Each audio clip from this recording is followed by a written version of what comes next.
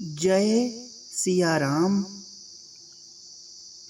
भक्त भद्रतनु और उनके गुरु दांत।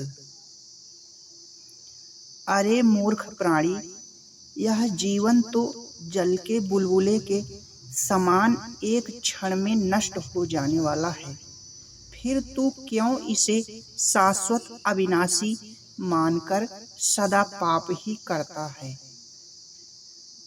प्राचीन समय में पुरुषोत्तमपुरी में एक ब्राह्मण रहता था।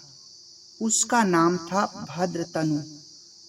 वह देखने में सुंदर था और पवित्र कुल में उत्पन्न हुआ था।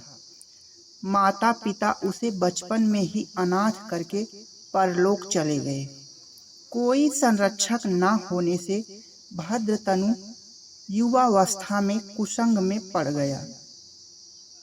युवावस्था, धन, स्वतंत्रता और कुसंग, इन चार में से एक ही मनुष्य को पतन के मार्ग पर ले जाने को पर्याप्त है। जहाँ चारों हों वहाँ तो विनाश आया ही मानना चाहिए। भद्रतनु कुसंग के प्रभाव से स्वाध्याय, संयम, नित्यकर्म आदि से विमुख हो गया। सत्य, अतिथि सत्कार, उपासनादि सब उसके छूट गए। वह धर्म का निंदक हो गया।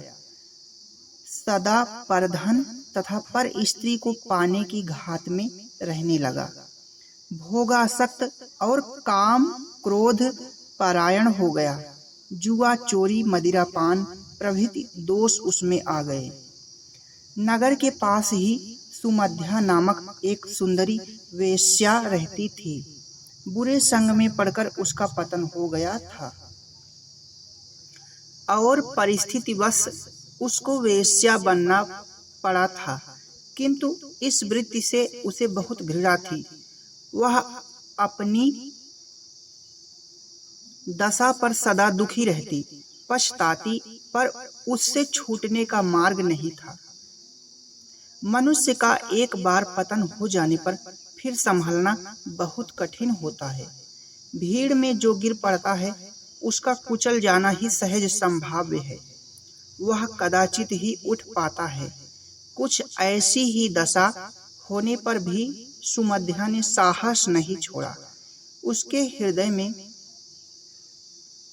धर्म का भय था, परलोक पर विश्वास था, ईश्वर पर आस्था थी। अपने उद्धार के लिए वह भगवान से सदा प्रार्थना करती रहती थी। भद्रतनु का सुमध्या पर बड़ा प्रेम था। वह तो कामुक था और वेश्या के सौंदर्य पर लट्टू था, पर सुमध्या उससे सचमुच प्रेम करती थी। अनेक स्थानों से ऊबकर वह उस ब्राह्मण कुमार से अनुराग करने लगी थी। उसने भद्रतनु को अनेक बार समझाना चाहा। जुआ, शराब आदि के भयंकर परिणाम बतलाकर उसे दोष मुक्त करने में के प्रयत्न में वह लगी रहती थी। इस ब्राह्मण युवक के पतन से उसे बड़ा दुख होता था, परंतु उसे यह भरोसा नहीं था कि वह छोड़ दे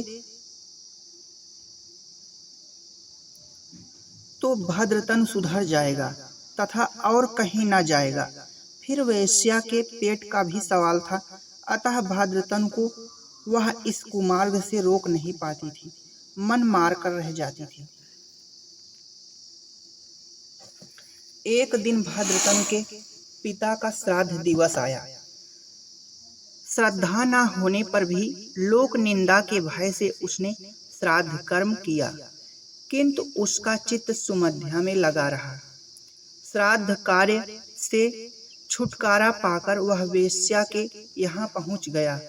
देर होने का कारण बतलाकर कामियों के प्रलाप के समान उसने सुमध्या के सौंदर्य तथा अपनी आसक्ति की लंबी चौड़ी बातें की। सुमध्या ब्राह्मण कुमार की मूर्खता पर हंस रही थी।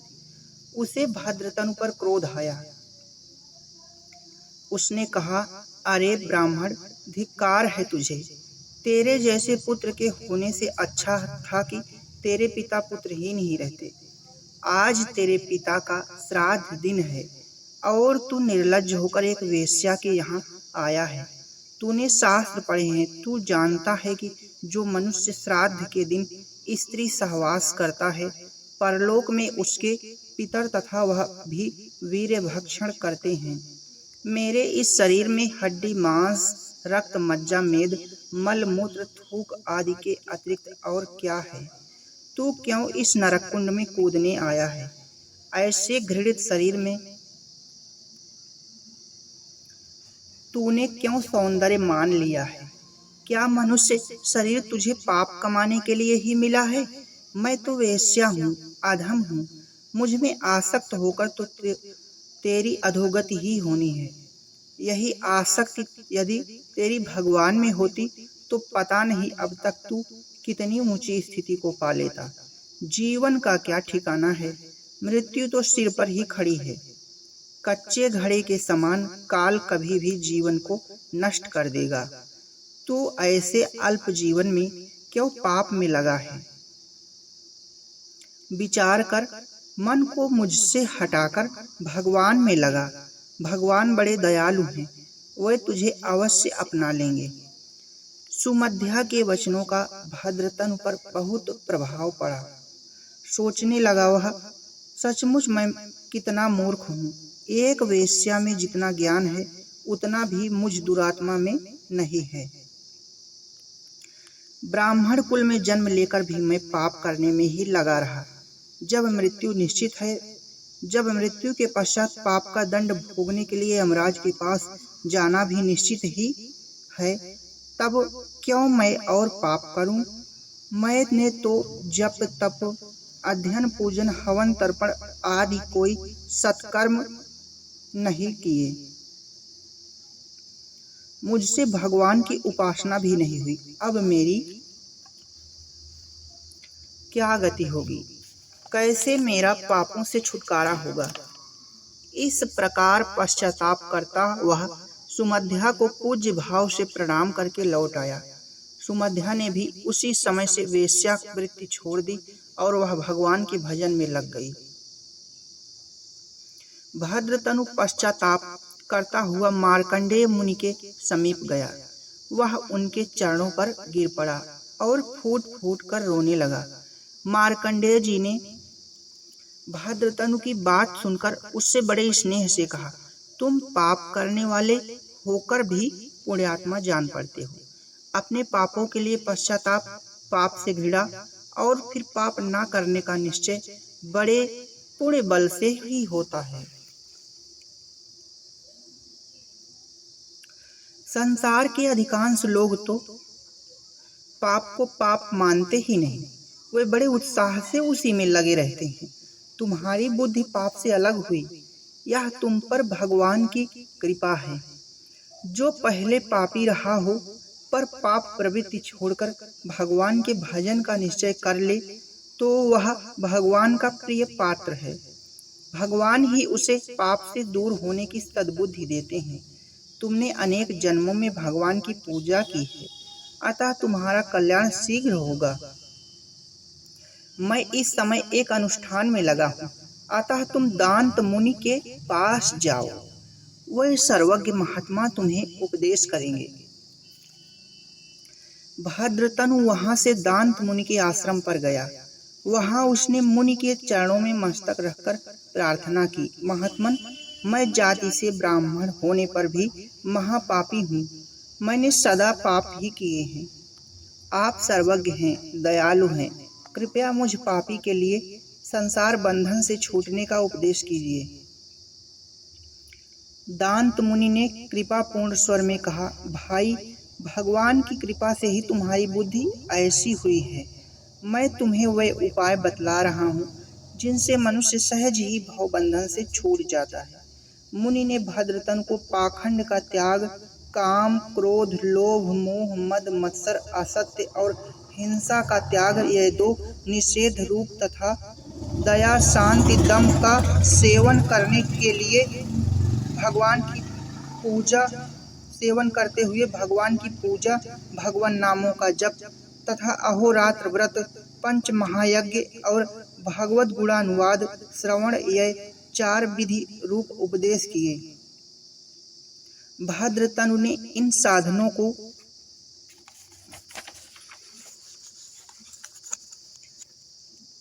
भली भांति समझाने की प्रार्थना की तो मुनि ने बताया, वेद शास्त्र सम्मत कर्मों को छोड़कर दूसरा कर्म करने वाला पाखंडी है और शास्त्रानुकूल अपने वर्णाश्रम धर्म का पालन करने वाला सज्जन है। कामिनी कांचन आदि विषयों को सेवन करने की इच्छा काम कहलाती है। अपने विपरीत काम होते देख या अपने अपमान तथा निंदा से जो हृदय में जलन होती है वह क्रोध है। दूसरे के धन को पाने की इच्छा लोभ है। मेरी स्त्री, मेरा पुत्र, मेरा घर, मेरा परिवार आदि रूप मेरापन मोह है। अपने धन बल परिवार गुण का गर्व होना मद है। दूसरे अपने से श्रेष्ठ क्यों हैं, ऐसी डाह को मत्सर कहते हैं। सबको सुख पहुंचाने वाले यथार्थ वचन को सत्य कहते हैं और जो वाणी इससे उल्टी है वह असत्य है। दूसरे को हानि पहुंचाने का विचार और यत्न हिंसा है।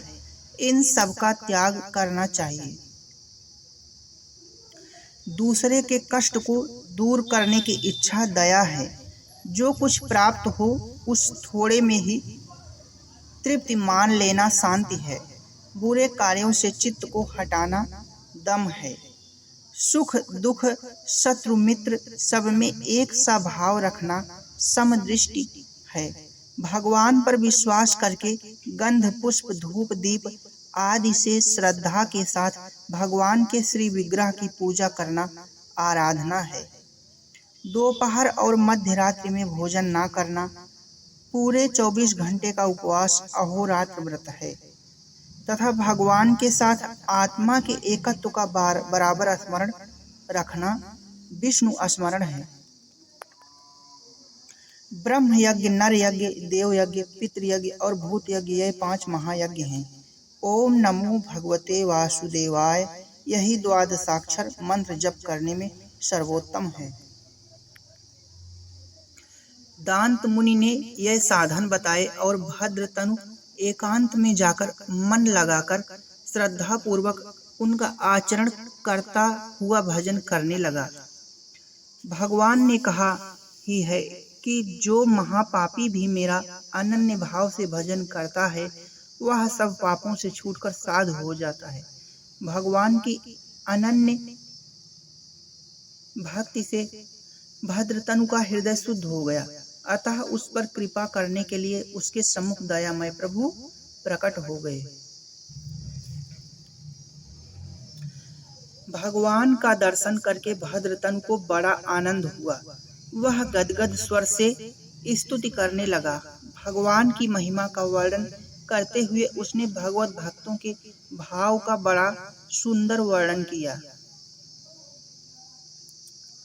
उसने कहा, भगवान जिनका भजन करके लोग समस्त विपत्तियों से छूट जाते हैं और परम पद प्राप्त कर लेते हैं, उन आप में मेरा मन लगा रहे। जो धन स्तुति दान तपस्या के बिना केवल भक्ति से ही संतुष्ट होते हैं, उन आप में मेरा मन लगा रहे। जो कृपा पूर्वक गौ ब्राह्मण और साधुओं का नित्य हित करते हैं, जो दीन अनाथ वृद्ध और रोगियों का दुख दूर करते हैं, जो देवता नाग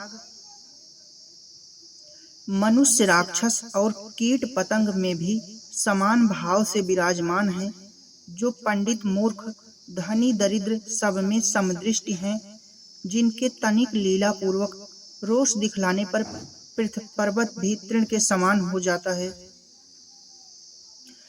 और जिनके तुष्ट होने पर तृण भी पर्वताकार हो जाता है, उन आप में मेरा मन लगा रहे। जैसे पुण्यात्मा पुरुष का मन पुण्य में, पिता का पुत्र में तथा सती स्त्री का अपने पति में लगा रहता है, वैसे ही मेरा मन आप में लगा रहे। जैसे कामी का मन स्त्री में, लोभी का धन में, भूखे का भोजन में, प्यासे का जल में, गर्मी से व्याकुल का चंद्रमा की शीतलता में और जाड़े से ठिठुरते को का सूर्य में लगा रहता है, वैसे ही मेरा मन आप में लगा रहे।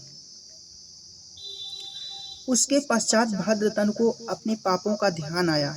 उसने उनका जो वर्णन किया वह साधकों के बड़े काम का है।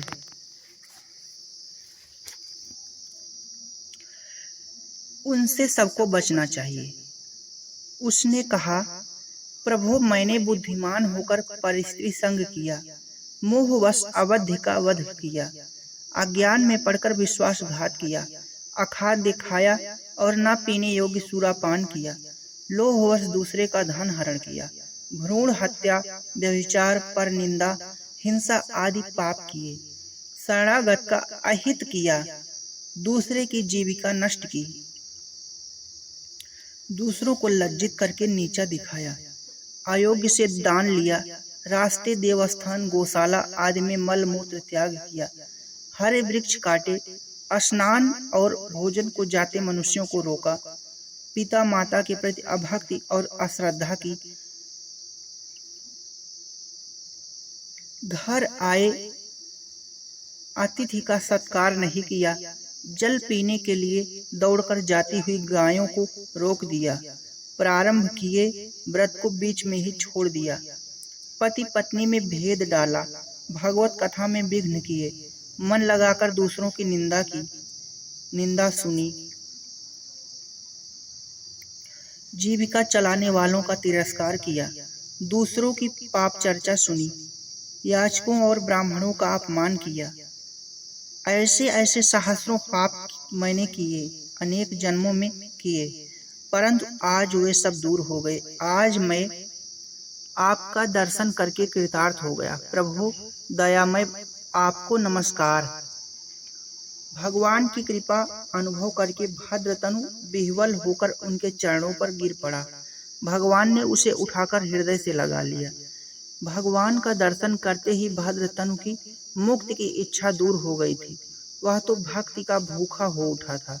उसने भगवान से प्रार्थना की, प्रभु, आपके दर्शन से मैं कृतार्थ हो गया, फिर भी मैं आपसे एक वरदान मांगता हूँ। आपके चरणों में जन्म जन्म मेरा अनुराग अविचल रहे। भगवान ने उसे सख्य भक्ति प्रदान की। उसके अनुरोध पर उसके गुरु दांत मुनि को भी भगवान ने दर्शन दिए। दांत मुनि ने भी भगवान से भक्ति का ही वरदान मांगा। गुरु शिष्य दोनों को कृतार्थ करके भगवान अंतर्धान हो गए। भक्तिमय जीवन बिताकर अंत में गुरु दांत मुनि और उनके शिष्य भद्रतनु दोनों ही भगवान के परम धाम को प्राप्त हुए। जय श्री हरि, जय श्री हरि, जय श्री हरि, जय सिया राम, जय सिया राम, जय सिया राम।